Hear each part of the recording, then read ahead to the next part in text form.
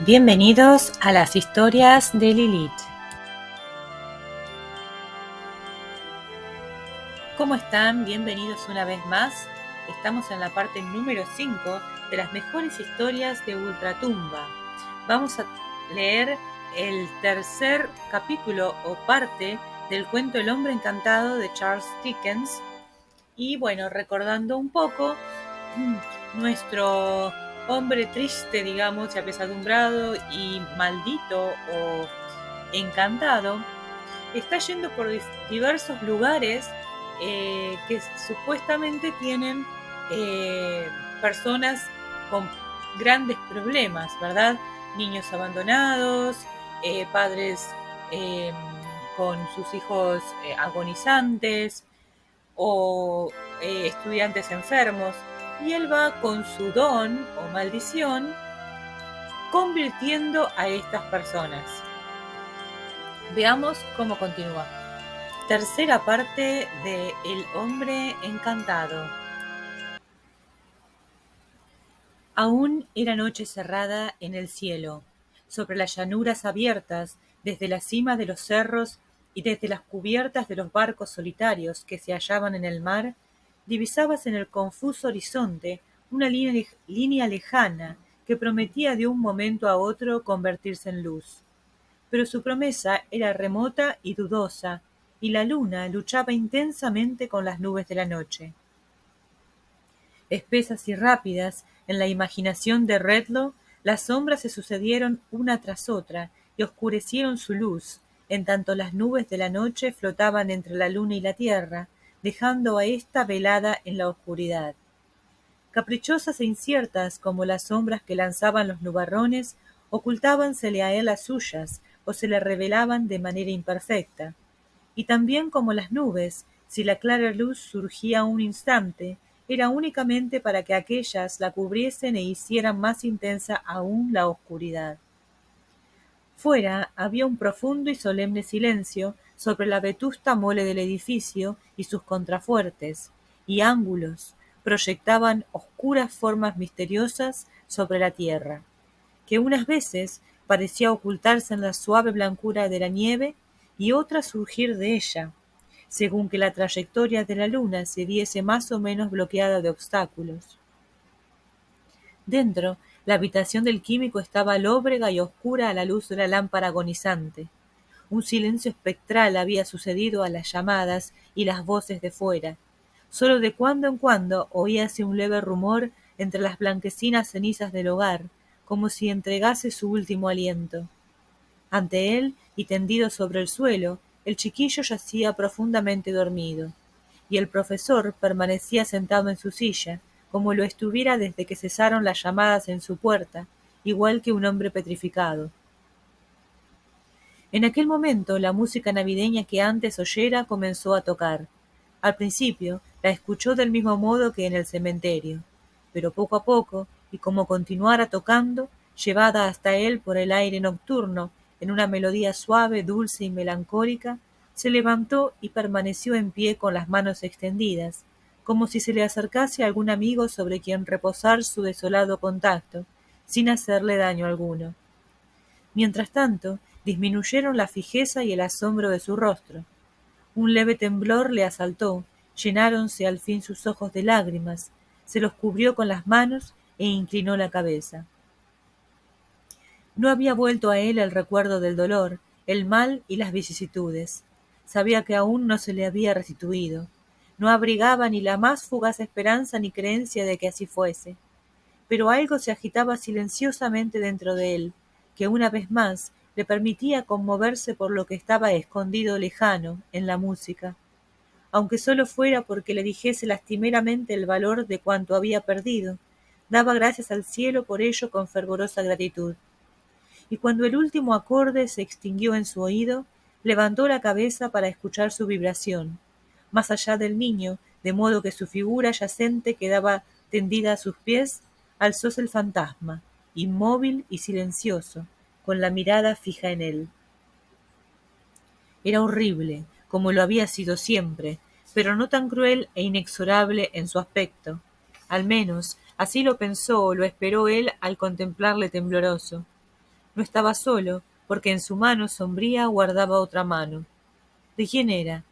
Verdaderamente, la figura que estaba junto a él, ¿era la de Milly o solo su sombra e imagen? Tenía la cabeza inclinada un poco, como era su costumbre, y los ojos miraban al suelo como compadeciéndose del niño que dormía. Una luz cegadora caía sobre su rostro, aunque no llegaba a tocar al espectro, y éste, a pesar de estar unido a ella, permanecía oscuro e incoloro como siempre.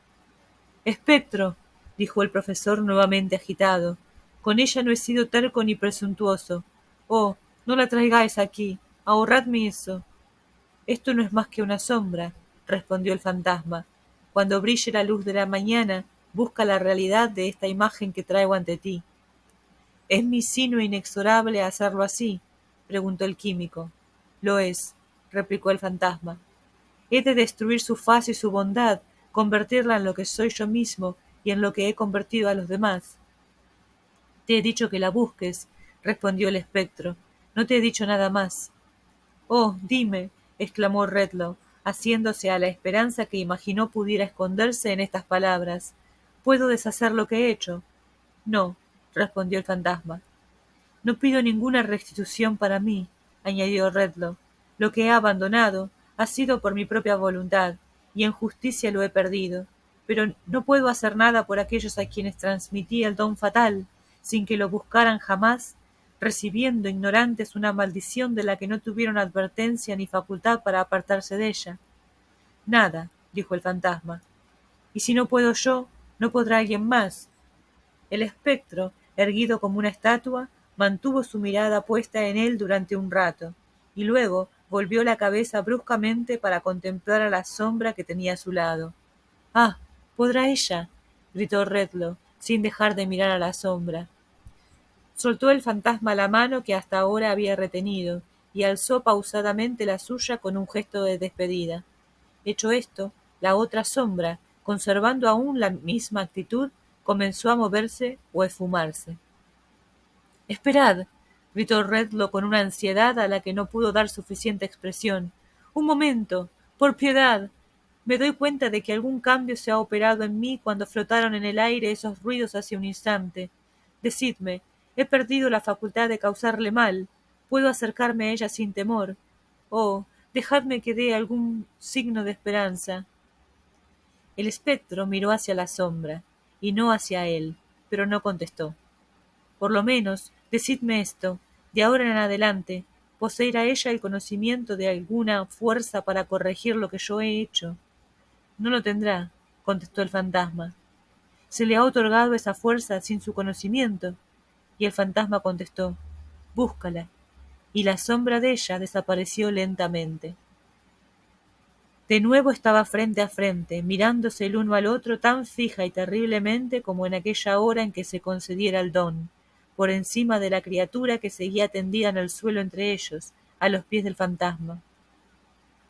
—Terrible maestro —dijo el profesor, cayendo de rodillas ante él en actitud de súplica—, me habéis repudiado, pero volvéis a visitarme y en vuestro más tierno sentimiento quisiera creer que tengo un destello de esperanza. Os obedeceré sin preguntar, implorando que el grito que he lanzado hacia arriba con toda la angustia de mi alma sea escuchado en nombre de aquellos a quienes herí sin posibilidad de humana reparación. Pero hay algo. —¿Os referís a lo que está ahí tendido? —interrumpió el espectro, señalando a la criatura con el dedo. —Precisamente —contestó el profesor—, y ya sabéis lo que quisiera preguntar. ¿Por qué solamente este chiquillo ha permanecido inmune a mi influencia? ¿Y por qué he descubierto en sus pensamientos una terrible semejanza con los míos? El fantasma, señalando al chiquillo, contestó: Este es el último y más completo ejemplo de una criatura humana, totalmente desprovista de esos recuerdos a que has renunciado. Dentro de él no existe ningún consolador recuerdo de un sufrimiento, un mal o una vicisitud, porque este mísero mortal ha quedado abandonado desde su nacimiento a una condición peor que la de las bestias, y en su conocimiento no existe ni un solo contraste ni un humanizador contacto que pueda hacer surgir semejante recuerdo de su pecho endurecido. Dentro de esta desolada criatura todo es yermo, estéril. cuando existe dentro del hombre desprovisto de eso a que tú has renunciado, es el mismo desierto estéril. Desgraciado hombre ese, desgraciada 100 veces la nación que cuente por cientos y por miles monstruos como este que yace aquí tendido. Redlo retrocedió aterrado al oír aquello. Ni uno solo de estos, ni uno solo, añadió el fantasma, deja de sembrar una cosecha que la humanidad ha de recoger. De cada semilla del mal que hay en este niño, crece un campo de ruinas que se recogerán luego para guardarlas en los graneros y sembrarlas una vez más en múltiples lugares del mundo, hasta que las regiones queden cubiertas de iniquidades que acarreen las aguas de otro diluvio. El crimen franco e impune en las calles de una ciudad sería menos culpable si se tolerase cotidianamente que un espectáculo como este. El espectro parecía contemplar a la criatura en su sueño. Redlo también le miraba con una nueva emoción. No hay un padre, dijo el fantasma, junto al cual pasen estas criaturas en su diario nocturno vagar, ni una madre, entre todas las filas de madres amantes de esta tierra, ni nadie que haya salido ya de su niñez que no sea responsable de esta monstruosidad.